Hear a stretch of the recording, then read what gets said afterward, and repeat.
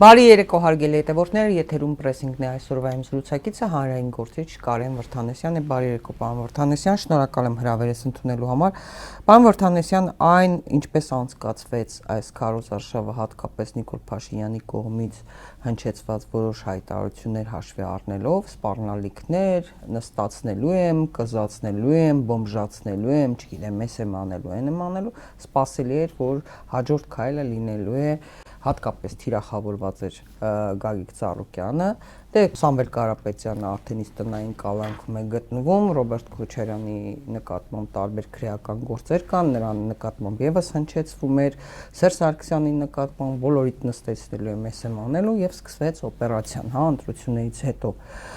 Նախ սրա մասին խոսենք, Նիկոլ Փաշինյանը իմ կարծիքով քարոզարշավը շարունակում է։ Դեռ գտնվում է քարոզարշավի մեջ, մենք տեսնում ենք այցեր, նույն շոուն շարունակվում է, չգիտեմ, սար է բարձրանում եւ այլն, այս ամեն ինչը։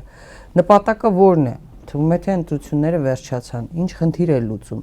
Գագիկ Ծառուկյանի նկատմամբ տեսակ ինչպես վարվեցին, այդ թամաշան սարքեցին, այդ տեսարանը ամբողջությամբ 70 ընկերություններում խոզարկություններ, ստուգումներ, կասեցվել են շատերի աշխատանք, շատ ընկերությունների մարդիկ գործազուրկ են դառնում։ Ինչ խնդիր է լուծում հիմա իշխանությունը։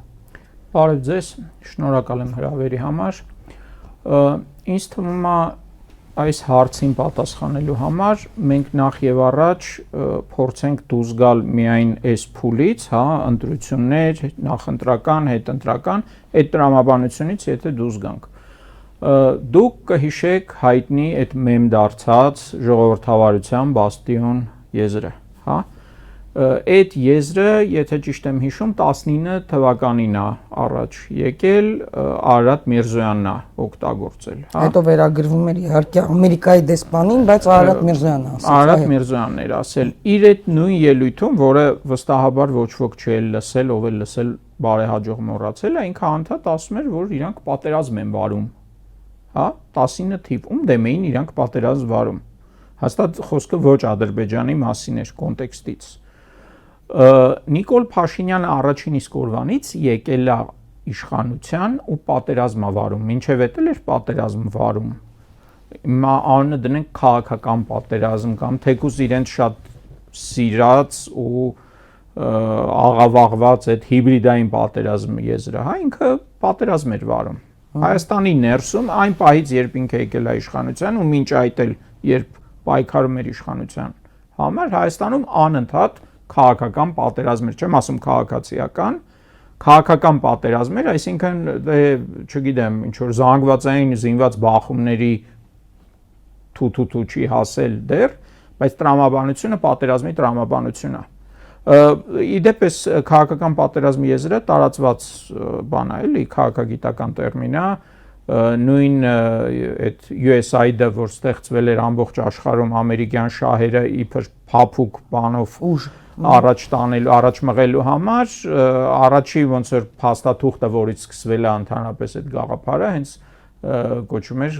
քաղաքական պատերազմի սկիզբ։ Հա, հիմա այս մարդիկ, անկախ նրանից ում շահերն են իրենք սպասարկում, իրենք իրենց ընկալում են պատերազմի մեջ ու իրանց բոլոր գործողությունները պատերազմական տրամաբանության մեջ են։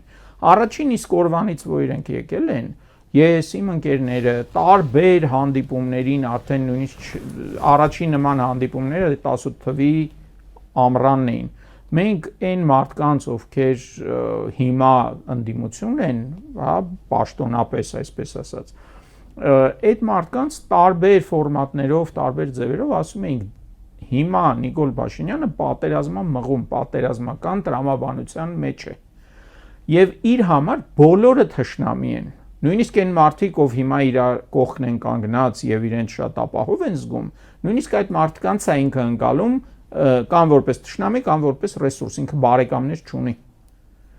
Ինքը որևէ մեկին որպես բարեկամ չի ընկալում։ Այդ ձև այդ մարդու մտածելակերպը, չգիտեմ, իր կյանքի փորձը իրան հանգեցրել է այն բանին, որ ինքը բարեկամներ չունի։ Եթե մարդը բոլորի հանդեպ թշնամաբար է տրամադրված ու բոլորի դեմ վարում է պատերազմ, մի օպերացիան վերջացնելը պատերազմական մի գործողությունը, հա, ինչպիսին իր համար ընտրություններն են, այդ պատերազմական գործողությունը վերջացնելը չի նշանակում, որ պատերազմը վերջացավ։ Ինքը հետևողական ձևով անցնելու է ջախջախելու ցանկացած դիմադրություն, ընդ որում գիտեք, նույն մեծահարուստներից շատերը Իդեպ Գագիկ Ծառուկյանը այն մարդկանցից էր, որ աջակցեց նրան 18-ի այդ գունավոր հեղափոխության ժամանակ։ Իրականում պատերազմի ժամանակ էլ թեպետ ինքը պատերազմի կեսը բանտում էր, երբ որ դուրս եկավ, առաջին պահին էլի ինչ որ աջակցության փորձեր եղել են, հա։ Ինչը երևի թե նույնիսկ կարելի ասել տրամաբանական էր, հա, ընդդիմությունը հիշենք պատերազմի ժամանակ ընդդիմությունը հայտարարեց, որ աջակցել է, հա, ինչով կարող ենք օգնել, եւ այլն, հա, երկրի նույնիսկ այդ պահին Նիկոլի պատերազմը ոչ թե Ադրբեջանի դեմ էր, այլ ներսի դեմ էր, ներսի տարբեր ուժերի։ Հայերի։ Այս տիպի բռնապետները ցանկացած ռեսուրս, ցանկացած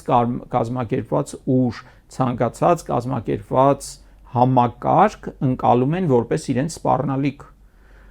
Ինչպես ժամանակին օրինակ Էրդողանը ուներ շատ հզոր դաշնակից Գյուլեն, Ֆաթուլա Գյուլենի շարժումը։ Այդ Ֆաթուլա Գյուլենի շարժումն էր նաև այն ուժերից մեկը, որ Էրդողանին բերեց իշխանության 2003 թվականին, հա։ Ընդամենը 10 տարում ինքը ջախջախեց այդ շարժումը,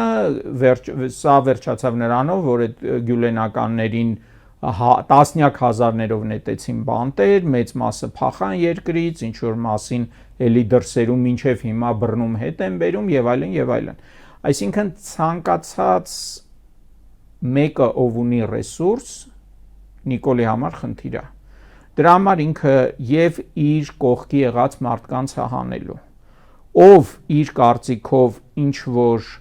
չգիտեմ, ազդեցություն սկսում է կուտակել, ինքը էլ չի սպասում, որ սա դառնա մրցակից, ինքը խաղից հանում է։ Սա ընդհանրապես բոլոր հեղափոխությունների տրամաբանությունն է։ Ինչպես ժամանակին Ստալինն էր, այսպես ասած, այն հին բոլշևիկներին վերացրեց, ջնջեց, նույն ձևի գործելու է ու գործում է Նիկոլ Փաշինյանը։ Շատերին ով իր հետ եկել էին առաջին օրերին, շատերին ինքը վաղուց դուրս է մղել, շատերին ովքեր իրեն օգնում էին տարբեր առիթներով, հա, ինքը կարող է գնա մարդու հարսանիքի, ինչ որ չգիտեմ, երեխայի հարսանիքին, հետո այդ մարդուն այս ձևի ջախջախի։ Հիշում ենք, չէ՞, լուսանկարներ Նիկոլ Փաշինյանը ընտանիքով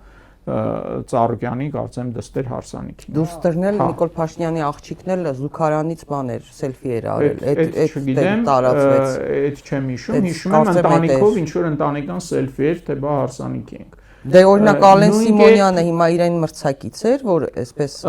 Եթե Ալեն Սիմոնյանը կուտակել էր ինչ որ ֆինանսներ, ինչ որ կապեր, թեկուզ համակարգի ներսում ուներ ինչ որ ազդեցություն, ինչ որ խնդիրներ էր լուծում, ինչ որ Նիկոլ Փաշինյանը չի սպասում, երբ իրենք դառնան հավաքեն այնքան ռեսուրս, որ դառնան մրցակից, ինքը ջախջախում է։ Ու հիմա այն ինչ կատարվեց Գագիկ Ծառուկյանի հետ, Սամվել Կարապետյանի հետ, հա, այդ ամեն ինչը մյուս բոլոր խոշոր բիզնեսներին էլ հասնելու, իդեպ ոչ միայն խոշոր, նաև միջին։ Ընդ որում այդ մարդիկ հետո զարմանալով են ասել են, բայց ես քաղաքականությամբ չէի զբաղվում, բայց ես չգիտեմ աջակցում էի, բայց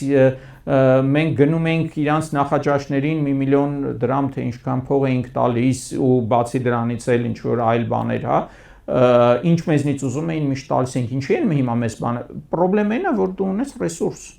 Դու ունես ռեսուրս, այդ ռեսուրսը թեկուզ տեսականերեն մի օր կարող է օգտագործվել իր դեմ ու ինքը այնպես անելու երկրում ոչ մեկ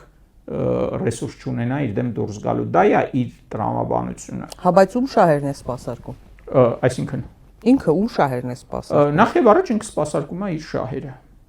Հետո սպասարկում է ցանկացած այլ ուժի շահեր, բացի Հայաստանի ու հայերի շահերից։ Դե ինչու եմ սա հարցնում, որովհետեւ նույն երբ որ կարդում ենք Էրդողանի քարոզարշավային մեթոդները, ընտրապայքարի, մեկին մեկ նույնն է։ Դա ոչ միայն Էրդողանի։ Մեկին մեկ նույնն է։ Պոպուլիստ բռնապետերը։ Դե ըստ էության ԿՊ-ն ստեղծվել է, լոգոն վերցրել են թուրքական կուսակցություններից մեկի լոգոն են։ Կուսակցություն չէր, իրանց առևտրական ինչ որ բաներ։ Այսինքն լոգոն վերցրել են այդտեղից, անվանումը էլի այդտեղից, կարգախոսները այդտեղից թուրքական։ մեթոդոլոգիան քարոզարշավի ամբողջը նույնն է։ Անվանումը չգիտեմ, իսկ քարոզարշավի մեթոդոլոգիայի նմանությունը բոլոր պոպուլիստ բռնապետերը համարյա նույն բաներով են գործում, ավելին ասեմ, օրինակ ինքը նաև շատ արագ սովորում են իրարից բոլոր բռնապետները աշխարհում։ Ես չգիտեմ, դժվար թե հատուկ ինչ որ վարչություն լինի, հա, բռնապետական փորձի փոխանակման կառավարությունում, բայց շատ լավ, չգիտեմ, որ խորհրդականներն են դա բերում, դրսի, ներսի եւ այլն, բայց այդ շատ արագ հասնում է, օրինակ այս վերահսկողության համակարգները արհեստական ինտելեկտի օգտագործմամբ դրոններով հետևելը մարդկանց, հա, Հայաստանում արդեն դա կա եւ աշխատում է շատերը։ Այսինքն անհատ մարդկանց ոստիկանությունը օգտագործում է դրոնները մարդկանց հետևելու համար։ Դեռ մի տարի առաջ տեսանյութ հրապարակվեց, որտեղ երևում էր, որ ասենք դրսից նայում էին 4-րդ թե 5-րդ հարկի օֆիսում ներսից ինչ էր կատարվում։ Դրա վրա ուշադրություն չդարձրին, ես այդ կադրերը գրել էի դրա մասին, շատ չտարածվեց, բայց այդ համակարգերը օգտագործում են դեմքերի ճանաչման համակարգ 24/7 ժամ աշխատող, որը օրենքով մցրեցին, հա, այս հեռախոսներին հետևելու նոր իրանց նախաձեռնությունները, անընդհատ փորձերը իբր երեխաներին պաշտպանելու այդ բանի տակ, սոուսի տակ, չնայած իրականում դա երեխաների պաշտպանության հետ կապ չունի, ըստ էության համացանց մտնելը սարքում են իդենտիֆիկացիայով, ոնց որ անձնագրով, հա, ու սա sense աշխարհի այդ ավտորիտար աշխարհի այդ ամեն ինչը վերահսկելու այդ հիմա միտումների շատ արագ ձևի դա բան են անում, վերցնում են։ Օրերս մենք հրապարակում էինք պատրաստել այդ մասին, որ Եվրոպայի խորհրդում նույնպես Ուրսուլա ֆոն դեր Լայենի գլխավորությամբ փորձում են օրենք անցկացնել եւ դրա մասին էր խոսքը, որ փորձում են ընդ որում այդ օրենքը այնպիսի ժամանակահատվածում դնել քվեարկության, որ падգամավորների մի մասը բացակայում է որպես կանոն եւ իրենք հենց դա են ուզում անեն, որ վերահսկողություն անեն չաթերի, այսինքն Facebook-յան չաթերի բանի վրա ամբողջությամբ մարդկանց մեսենջերները վերահսկեն։ Այսպես ասեմ, դեմ քվեարկել էին ավելի շատ մարդ, քան կողմ, այդ օրենքը բանանելու, բայց մեկը սղացրին, այնպես ձևակերպումները արեցին, որ պահանջվում էր ավելի մեծ ձայների թիվ, հա, ու մի խոսքով սղացրեցին, չնայած այդ օրենքը իր ուժը կորցրել էր դեռ տարվա սկզբին, բայց նորից վերականգնեցին։ Մի խոսքով, ու դա էլի վերահսկողության, այդ տոտալ վերահսկողության, դրանի հաճախ ասում են թվային կոնսուլագեր, այդ թվային կոնսուլագեր կառուցելու, հա, համաշխարհային միտումն է, բայց տեսեք ինչ արագությամբ է Հայաստանում այդ ամեն ինչը ընդօրինակվում։ Նույնը այդ նախընտրական մեթոդները, նույնը խոսույթները, նույնը մի խոսքով պոպուլիստական բռնապետների ամբողջ զինանոցը մեր մոտ կիրառվում է։ Հիմա եթե սրան գումարում ենք այն, որ Նիկոլ Փաշինյանը ընկալում է այս ամեն ինչը որպես պատերազմ, որում ինքը բոլորի դեմ է, պարզ է, չէ, որ Հայաստանում որևէ մի մարդ, նույնիսկ այնպիսի մարդ, որ համարում է իրան շատ լոյալ Նիկոլ Փաշինյանին, ինքը ապահովագրված չի այն բանից, որ մի օր կհայտնվի Գագիկ Ծառուկյանի կամ որևէ այլ ընդդիմադրի տեղը։ Կամ Գագիկ Ծառուկյանի առյուծի իրականում այն մարդիկ, ովքեր նույնիսկ մի քիչ արհամարանքով են խոսում ընդդիմության մասին ու ասում են դե մենք քաղաքականությամբ չենք զբաղվում, իրանք պետք է ամեն օր մոմ վառեն, թեկուզ շատ քննադատության արժանի այս ընդդիմադրիների համար, որտեղ այս պայն այդ ընդդիմադրիներն են զբաղացնում Նիկոլի ռեպրեսիվ ապարատին։ Հա, այս ընդդիմադրիները եթե հիմա չլինեն, այս որ անդադ բանտեր են նետվում, այդ պատտվող դռներով մեկը դուրս է գալի, երեքը նստում են, հա, իր փոխարեն։ Այդ ընդդիմադրիները չլինեն, շատ արագ պարզվելու է, որ քաղաքականությամբ չզբաղվելը արդեն ոչ մի բանից երաշխիք չի։ Ընդհանրապես ինչ որ նյութական ռեսուրս ունենալը, չգիտեմ, գույք ունենալը, փող ունենալը, դա արդեն դառնալու է խնդրեմ շատերի համար։ Հա, արդեն ասել են, բա դու ես այդքան փող աշխատում։ Դա է լինելու հարցը։ Ըստ էության դա է, չէ՞։ Այս ունեզրկման օրենքները, որ իրանք ընդունում էին, դեռ երբ էին ընդունում 20-21 թվերին էր, հա, այս ունեզրկման օրենքները, այդ քաոսի մեջ, ճգնաժամերի մեջ իրանք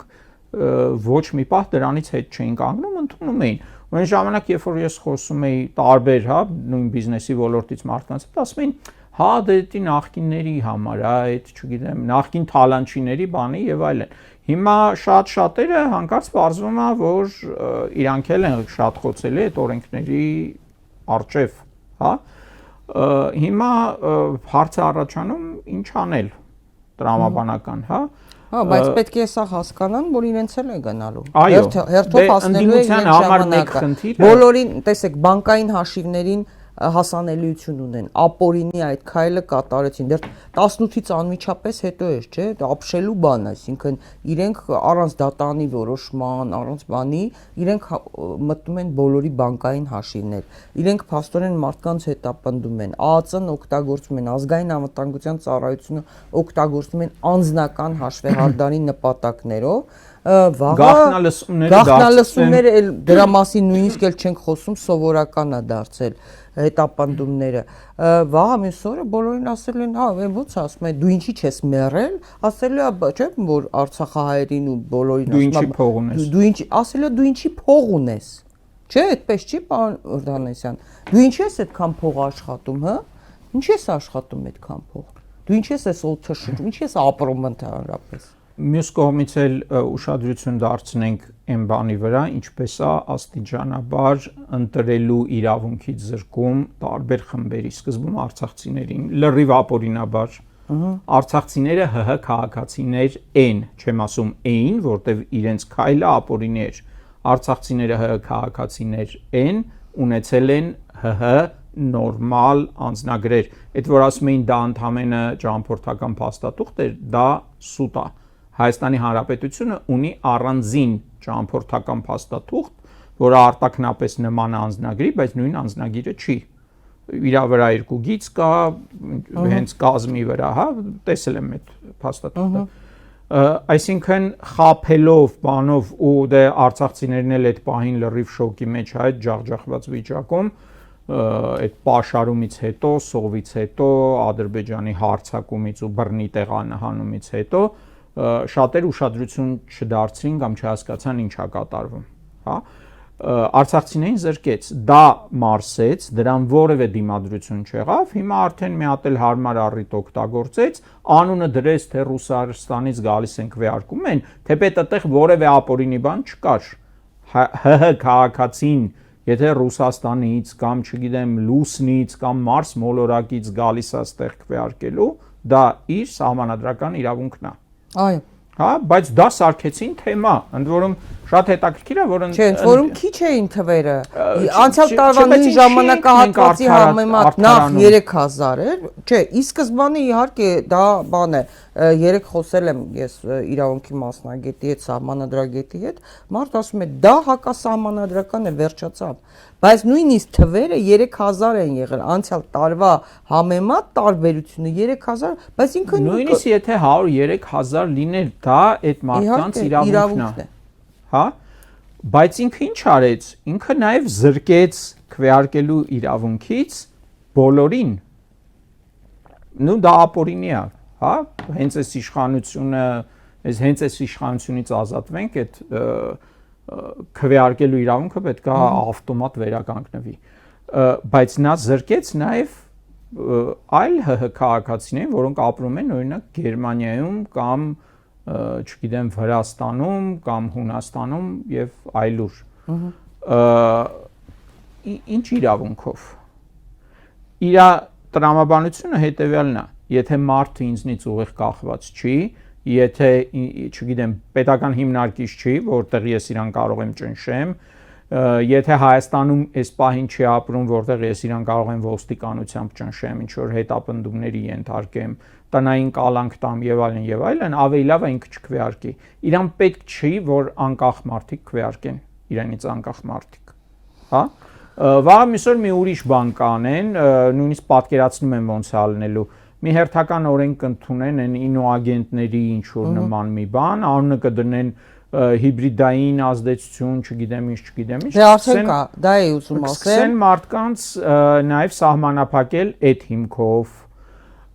կսկսեն սահմանափակել, ասենք, չգիտեմ, եթե քրեական վարույթ կա SSS հոդվածներով, ուրեմն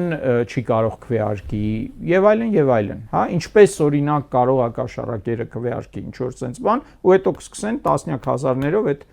կաշառակերության ինչ որ հոդվածներ բանանել մարդկանց վրա կնքել, հա։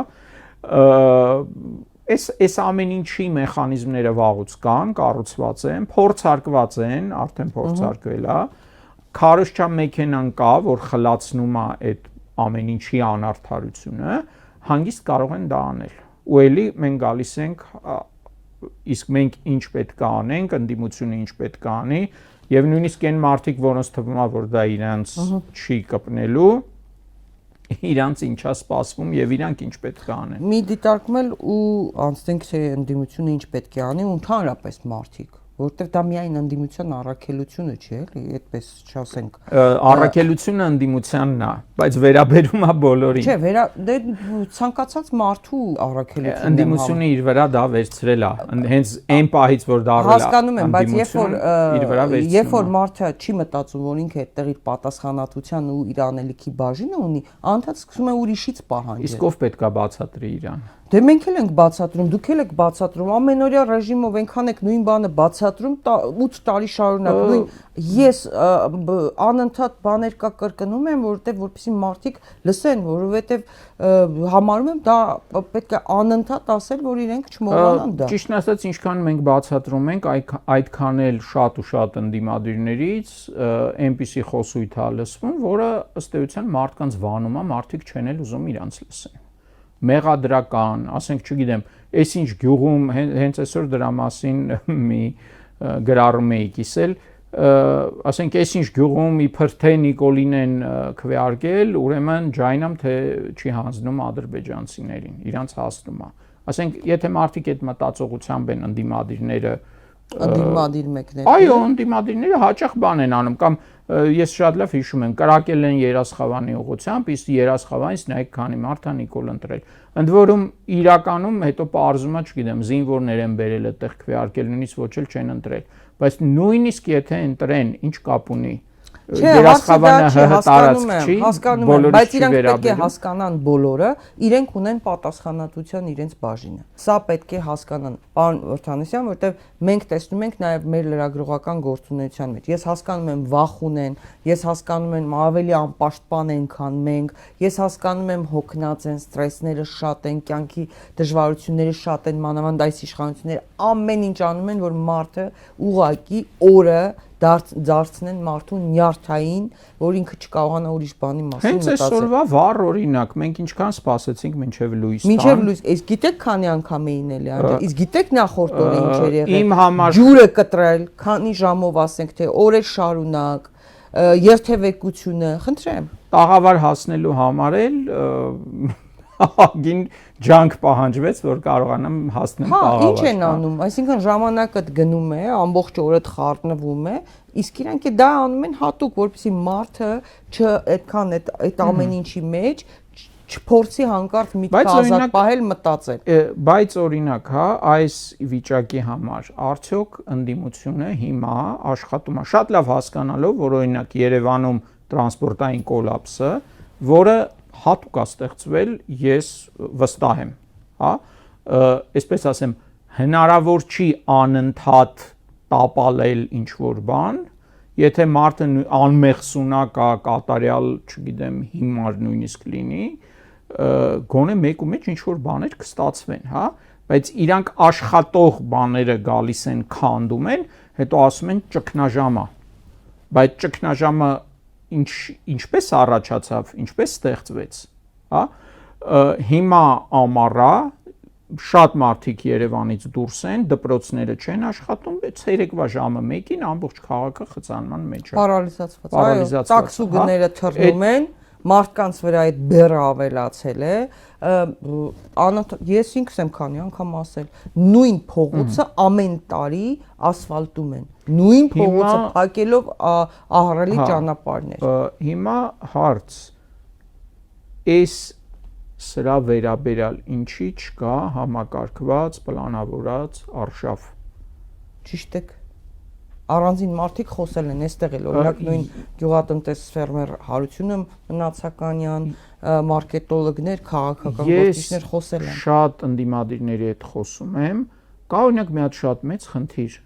Ընդդիմադիրների նկատի ունեմ այս միջին ու վերին խավը, հա, ընդդիմության մեծ մասը հասարակական տրանսպորտից չի օգտվում։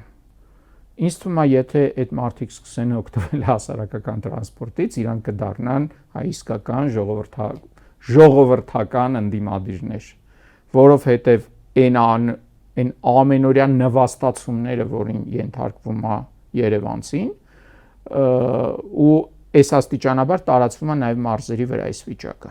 որովհետև հիմա օրինակ խնդիր են ստեղծում մարզերից եկող մարդկանց համար, հա, ավտոմեքենաների, մենք բոլորս սովորենք, որ գոնե մեծ քաղաքների միջև կա ավտոբուսային կամ երթուղային ինչ-որ կապ,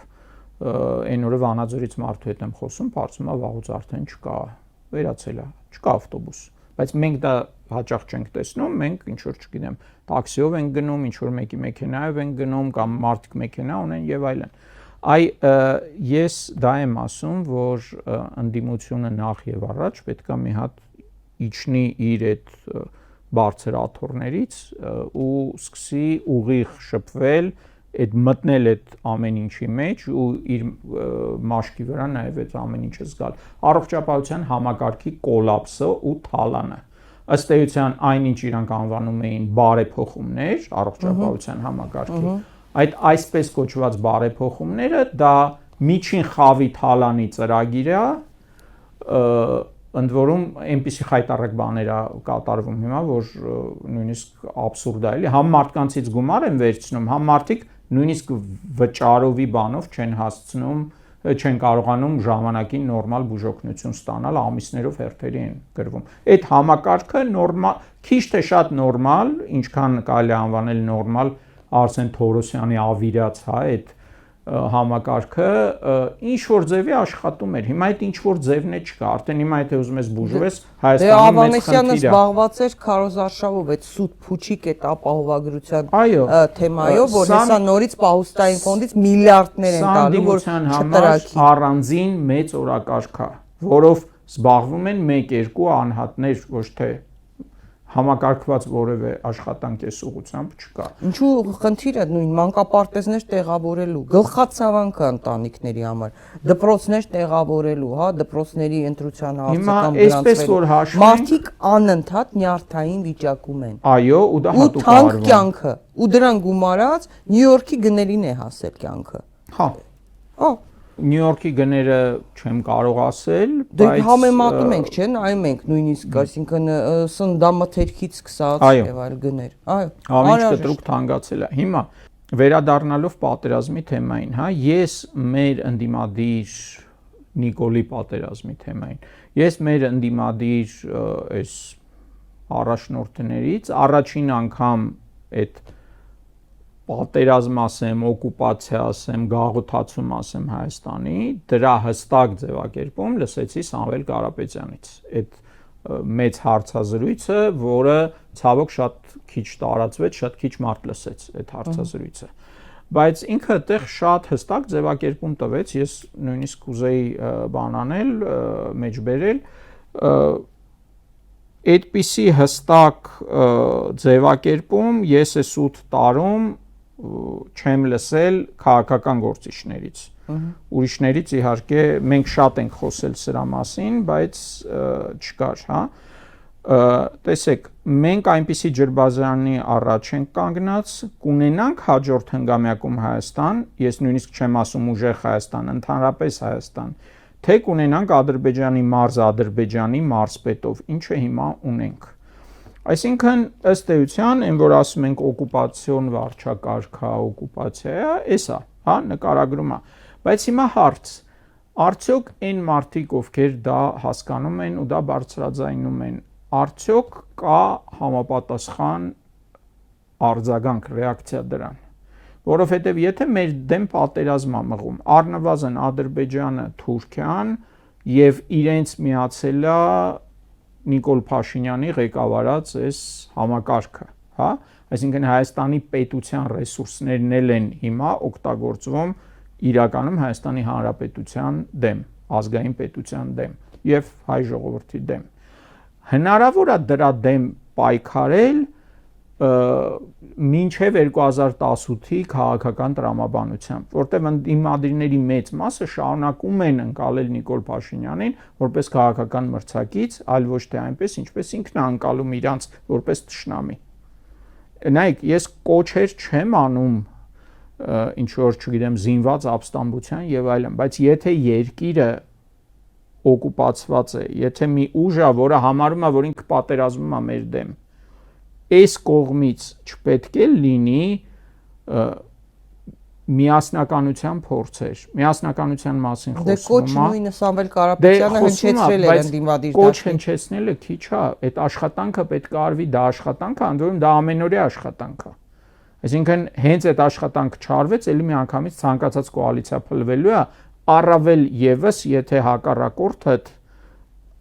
բոլոր ջանքերը գործադրում է, որպեսզի անընդհատ պարակտի այդ պարակտված խմբերն է բևեռացնի, որ իրար հետ մարդիկ ընդհանրապես չխոսեն։ Հիմա տեսեք ինչ վիճակի է հասել, կան հազարամյակների ամրություն ունեցող ինստիտուտներ, օրինակ ընտանիքի ինստիտուտը։ Հիմա մարդիկ ընտանիքներում իրար հետ չեն խոսում, որտեղ մեկը նիկոլական է, մյուսը չգիտեմ ընդդիմադիր է եւ այլն։ Հիմա էլ Աննա Հակոբյանը լծվել է պրոպագանդայի, ինչ որ դեպքեր է պատմում, ինչպես տղամարդը ծեծում էր, չգիտեմ, նաեւ գոտիով բռնություններ կիրառում կնոջ նկատմամբ։ Հիմա նոր բան են գից են բացել։ Լուսի Քոչարյանի հացին վայս է լինում։ Հիմա այդ մի կողմ դնենք։ Նույն պատճառով բայց դա պատահաբար չի արվում, էլի, դա դիտավորություն կա, այսինքն ներկայացնել հերիք չի, չէ, պարոն Վարդանեսյան, ես կին եմ նաև ասեմ, երբ որ իրենք այդ ֆեմինիստական այդ հիմար բաները տարածում էին, ես ինքս աշխատել եմ միշտ տղամարդկանց միջավայրում, հա տղամարդուն, հայ տղամարդուն ներկայացնել որպես բռնություն գործադրող օբյեկտ այդպիսի կերպարով, դա դիտմամբ է արվում։ Նաև պատերազմից հետո Ալիևը, Աննա Հակոբյանը հայ մարդուն, տղամարդուն ասեցին դասալիկ, փախնող, դասալիկ, այդպես չի։ Հիմա ոնց են ներկայացնում։ Այստեղ հարց ինչ է։ Կան ինչ որ մարդկանց խումբ, որոնք երկար ժամանակ իրենց հասարակական գործունեությունը կառուցել են կանանց իրավունքների, երեխաների իրավունքների, բռնության դեմ, ինչ որ պայքարի բանի շուրջ, առանցքի շուրջ։ Լավ։ Չի կարելի ասել, որ չկա կանանց հանդեպ բռնություն, կա։ Չէ, կա։ Այնպես տարածված չի, ինչքան իրանք ցենց գովազդում են, բայց կա։ Չէ, որ հասարակությունում չկա, բայց այդ չափ չի։ Հիմա նույն այդ մարդիկ, երբ որ հերթը հասնում է, այսպես ասած, իրանց համար ոչ այդքան հարմար զոհերին, միանգամից ցենց քար են կտրում ու լռում են, հա։ Նույնիսկ իրանք ժամանակ են ծախսում արդարանալու թե ինչի են լռում, փոխանակ խոսեն, հա։ Հիմա իրենց ասած ոչ մի բան այս ոլորտից պատահական չի, իրանց մեկի համար բիզնեսը, մյուսի համար ինչ որ շահեր են եւ այլն եւ այլն, բայց վերադառնանք ոնց որ մեր բաներին, հա, պարակտում են, քանդում են, ստում են, առավոտից իրիկուն սուտա, ընդ որում մարդը անվանում է ստախոս, իրան դատի է տալիս, հա։ Այս իրավիճակում որոնք են ընդդիմության քայլերը, ինչ պետք է անենք մենք եւ ընդդիմությունը եւ հասարակությունը, հա։ Առաջինը լավ, մի հատ փոքր բան ասեմ, մի քիչ հետ գնանք, 21 թվին ընտրություններից հետո շատերի համար շոկ էր, հա, որ Նիկոլ Փաշինյանը պատերազմը պարտվելով, այդպես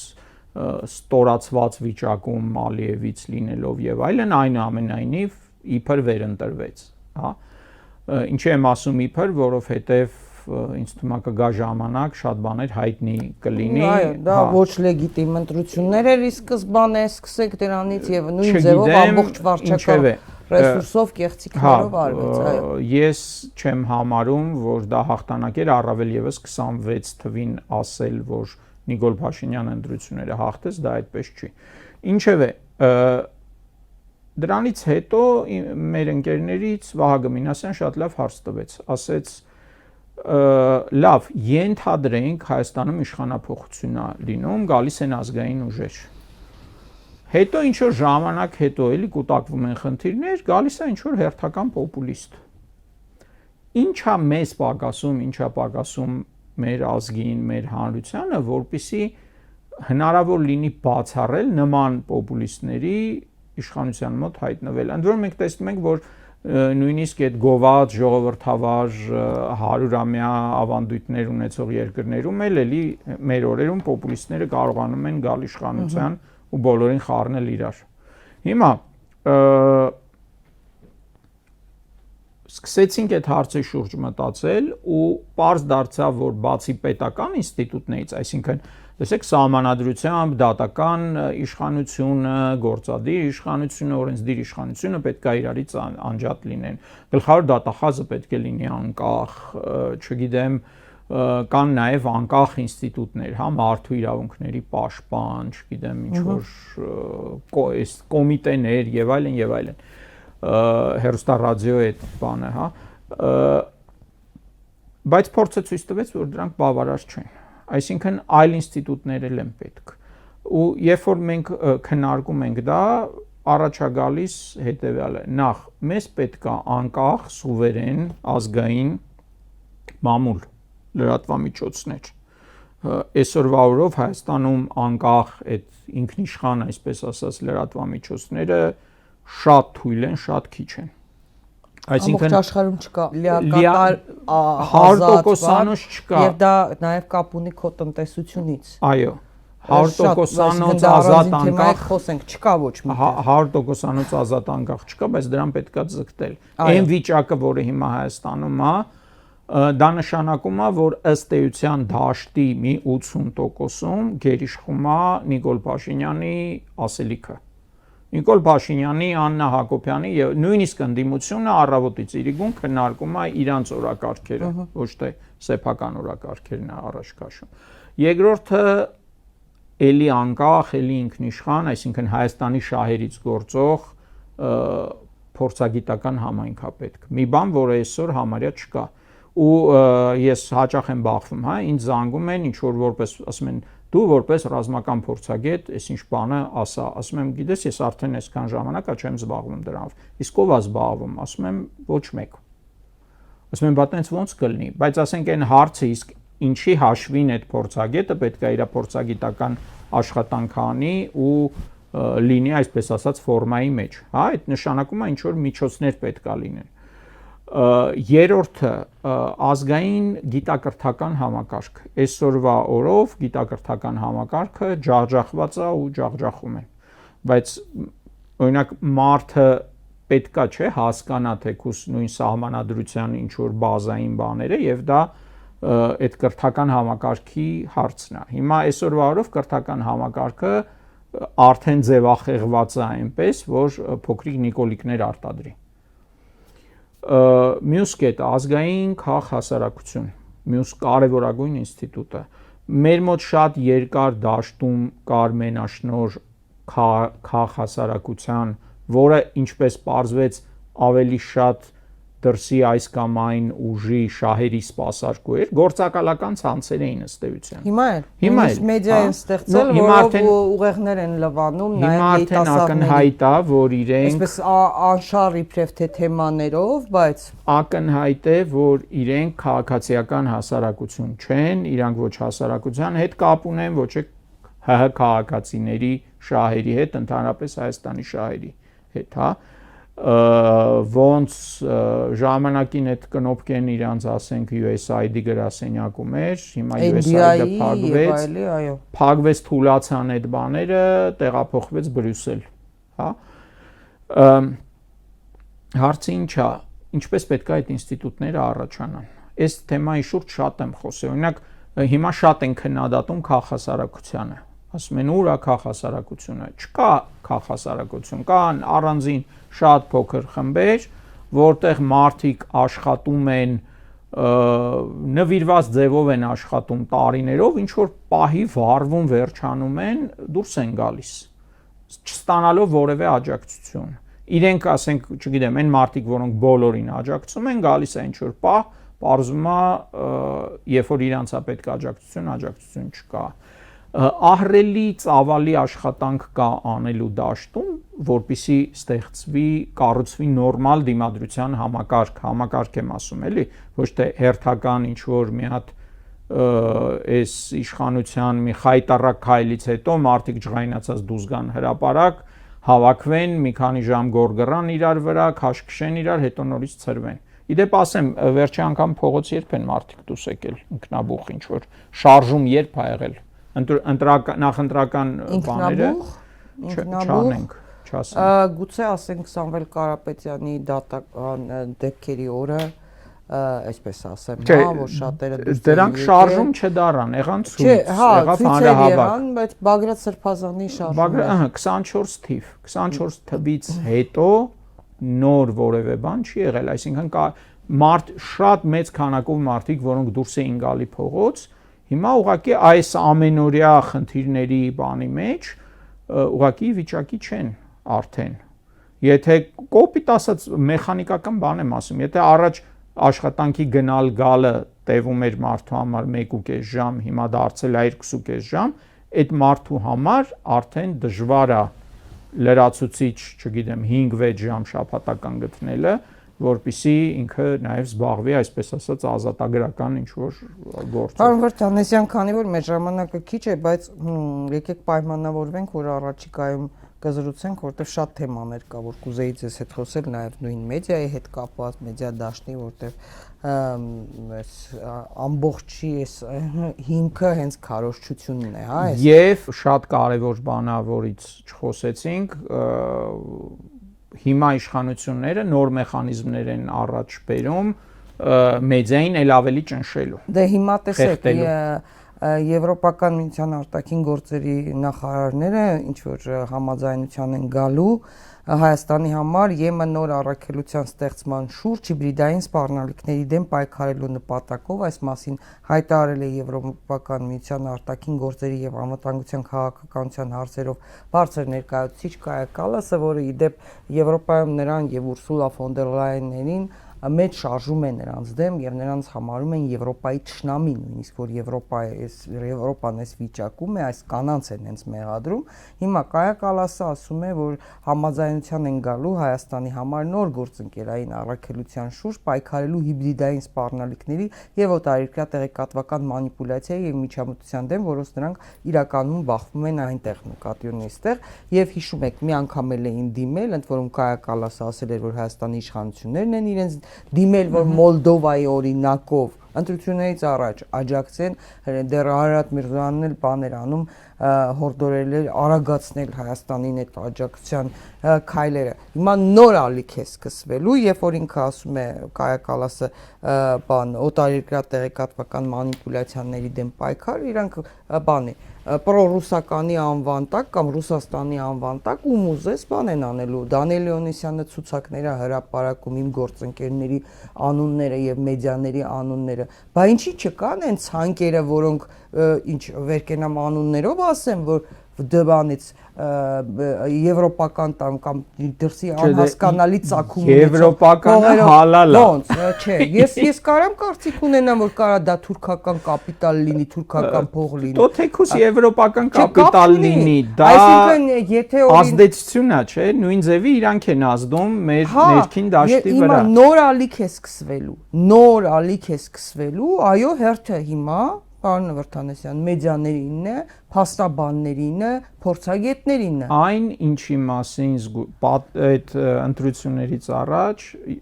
մեռահարցնելով, էլի բոլոր ընդդիմադիր ուժերի ներկայացուցիչներին ում հետ հանդիպել ենք կամ ինչ որ ձևի հրապարակային են բազմաթիվ այդ հարցերը տվել։ Եթե ընտրություններից հետո Նիկոլ Փաշինյանը դիմի բռնաճնշումների, հա, ինչ եք անելու։ Ինչպես եք պաշտպանելու ձեզ ձայն տված մարդկանց քվեները, հա, ինչպես տեսանք ոչ մի ձև էլ չպաշտպանեցին։ Երբ որ ասում է պլան B, որ ասում է ուրա ձեր պլան B-ն, G-ն, D-ն եւ այլն, Սամվել Կարապետյանը ասաց ունեն պլան B։ Հիմա էլ կարծեմ բանը ԿՊԱ-ականներից մեկը դիմել է իրավապահ մարմիններին, որ տեսեք այդ ինչ պլան B-ը։ Հիմա հարցս այդ առնվազն 5 մանդատը, որ ակնհայտորեն անվանենք իրենց անունով գողացան ընդդիմության 5 մանդատը։ Բարգավաճ Հայաստանից, այո։ Հիմա այդ մանդատների հարցը ի՞նչ է լինելու։ Այդ թեման կարծես թե փակվեց։ Բաժանվելու է մյուսների միջև։ Ոչ մի շարունակություն չէ։ Երեք ուժերի միջև ԿՊ-ի, Հայաստան Դաշնքի եւ Ուժեղ Հայաստանի պարլամենտ անցած։ Բայց 5 մանդատը չպաշտպանվեց ընդդիմության։ Դե հա, այդպես ստացվեց։ Բա էլ եմ հարցնում, ինչ պլաններ կան, ինչ են անելու, օրինակ, եթե վաղը էլի սկսեն ձերբակալել падգամավորներ, այսինքն ինչի եթե արդեն նույն Ուժեղ Հայաստանի ցուցակից մարդիկ կան, որ կալանքի տակ են հիմա։ Եվ նշվում է, որ գնալու են որոշների հետևից։ Դավիթ Ղազինյան օրինակ։ Դավիթ Ղազինյան էլի Արմեն Աշոտյանին չգիտենք էլի ինչի տարան, հա, էլի բանով ու էլի տանելու են։ Խոսվում է, որ Նարեկ Կարապետյանին են ուզում կալանավորեն։ Հետապնդումների կազմակերպված համակարգային դիմադրություն, որտեվ եթե քո դեմ մեքենա է աշխատում, համակարգը աշխատում, դու չես կարող ինչ որ սպորադիկ, առանձին, ինքնաբուխ եւ այլն պորտկումներով դրան դիմադրել անհնարին է։ Դուք շատ լավ բանալի արտահայտություն արեցիք։ Իրերը պետք է կոչել իրենց անուններով։ Երբ որ ասում էին ուղակի Դավաճան Նիկոլ Փաշինյանին, ես անընդհատ ասում եմ ու կիսում եմ այն մարդկանց կարծիքը, որոնք ասում են անունը, այսինքն կոչեք իրենց անուններով, թշնամի է, որը ներսից պայթեցնում է երկիրը համապատասխան տեխնոլոգիաներով, գրականությունը խնդրեմ, լիքը լցրածը,